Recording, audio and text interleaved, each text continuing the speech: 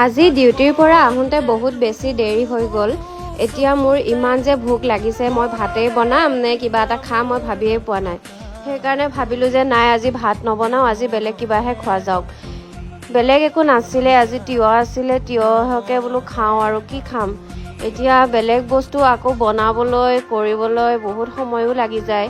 সেইবাবে ভাবিলোঁ যে নাই তিয়হ দুটাকে কাটি খাওঁ। এয়া যে ঘৰৰ তিয়হ, ইমান ভাল খাবলৈ, গুটি নাই বুলিয়ে ক'ব পাৰি। ইমান কোমলীয়া, মানে বাকলি নুগুচালেও হয়, ধুনীয়াকৈ খাব পাৰি। তথাপিও মই বাকলিখিনি এৰাই ল'লোঁ। খাবলৈ ইমান বেছি মানে সোৱাদ, মানে এই তিয়হকেইটা।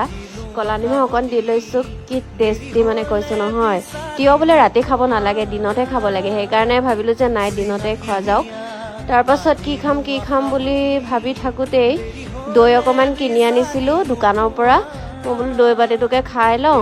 তাৰপাছত অ'টছ অকণমান ভিজাই থৈ দিলোঁ। ভাত যিহেতু আজি নাখাওঁৱেই, গতিকে অ'টছকে খাব লাগিব। প্ৰথমে দৈ অকণমান খাই লওঁ, কাৰণ অ'টছখিনি তিয়াই থৈ দিছোঁ। দৈ যে গৰম দিনত খাব লাগে, বহুত ভাল। মই এই পুৰবীৰ দৈটো খাই বহুত ভাল পাওঁ, মানে মিঠা মিঠা লাগে ন, মোৰ বহুত ফেভৰেট হয়।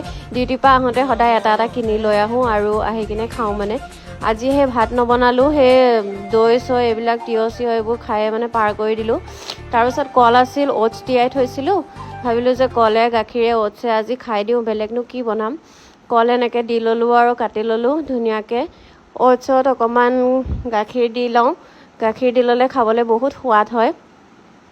আজি আৰু ভাত নাই, ভাতৰ ৰিপ্লেচমেণ্টত কি যে খাব লগা হৈ আছে নহয়।